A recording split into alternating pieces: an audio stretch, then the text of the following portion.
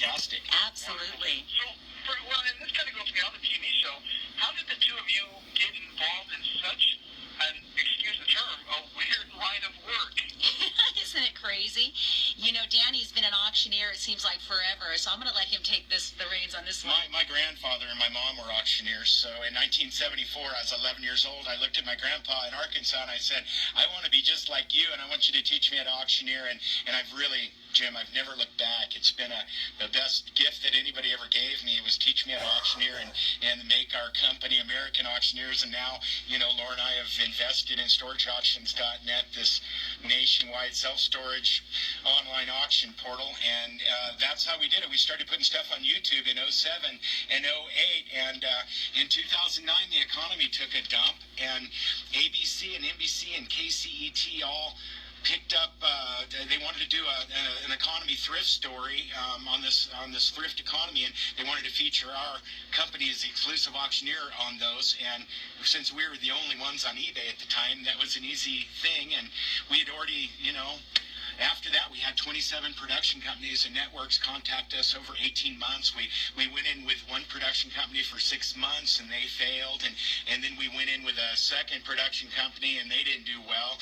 And then the third production company was Tom Beers with Original Productions, the guy that did Axeman and Deadliest Catch and Ice Road Truckers. So we signed a contract with them, and they are very good at taking something that's just something and making it exciting. And I think, Laura, didn't they bring sexy back into the story? They did, you know. It's not just what's in the box. You know, our sexy, fun characters are exciting, and looking forward to season 10 because I think we're going to be even more out of the box.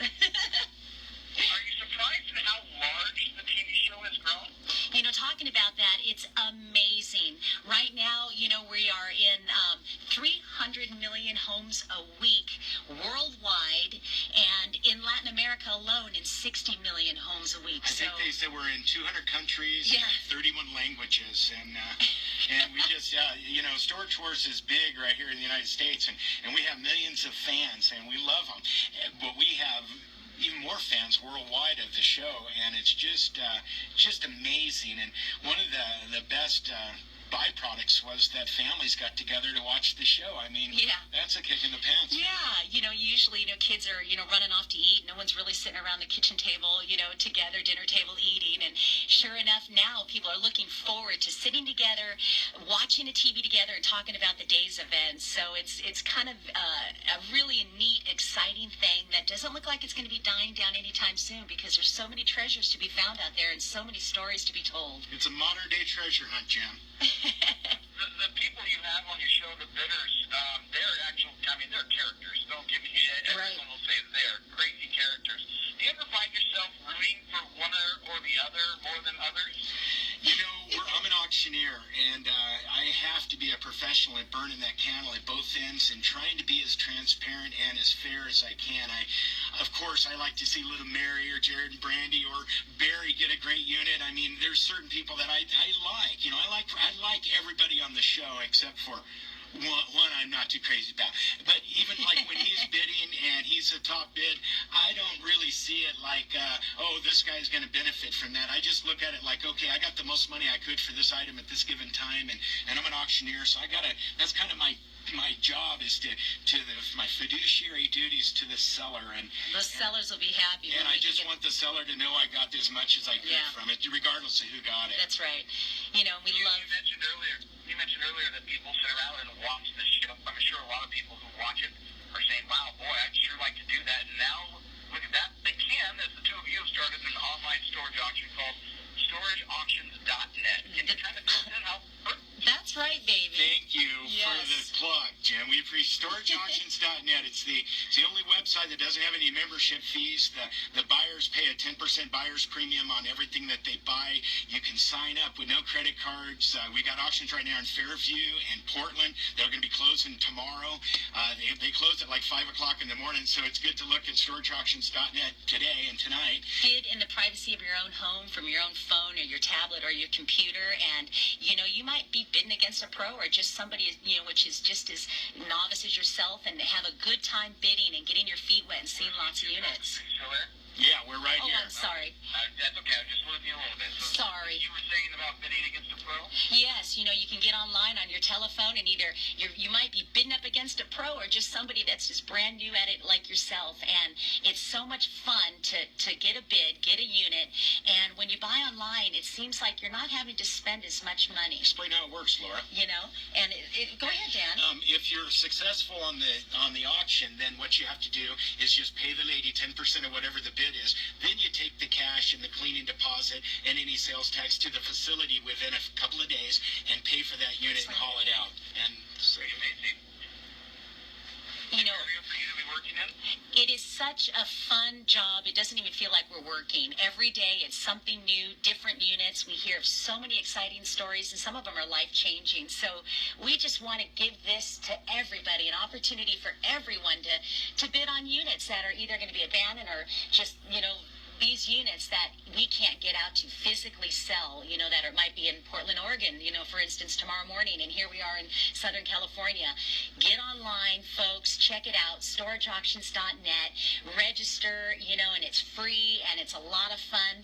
You do have to pay the lady 10% at the very end, but, if you bought a $100 unit, what's that little bit of extra money just, paying the lady and having an opportunity to get a good deal. Yeah. Doesn't matter what you spend as long as you're making money. So we don't care if they sell for there's some units that they just want like $25 or $35 for it, and they're a truckload of stuff. They're selling right now, like Laura said, in Portland and Fairview, and we have a parent company called American Auctioneers. That's .com if you're ever in Southern California or Northern California, because we do sales every day. We have a huge company. We've been around, like I said, I've been an auctioneer since '74, but we started American Auctioneers in 1983. live auctions, and our online would be StorageAuctions.net. And we sell all kinds of stuff, and we're just excited to tell people about it and introduce new people to the auction business. And, capitalism, that's how America was made. If you can buy something for $1 and you can sell it for $2 or $3, that's got to be a win. And Let me tell you about a treasure. Renee and Casey on our show. Well, he just absolutely so excited. This guy will go to an auction and be on his telephone bidding on a storage unit that's selling it like simultaneously. He's just crazy and fun. He bids, and he's bidding on a unit that he can see and stand in front of and smell, and he's spending big money. And then all of a sudden he's looking at his telephone and he's bidding on a unit, and he's getting this for instead of bidding $1,000, he's paying like $150, $200, and it was a huge unit full of Star Wars stuff, and you just never know what you're going to get or what's going to happen. But he is still selling those pieces, so you can go to his bargain hunters and go to his thrift store, get online with him and bid on some of that stuff that he is buying out of these units. Anybody can do this. Hey there. sorry about that. That's okay. I'm going to switch you right back in. 1 second here. Okay.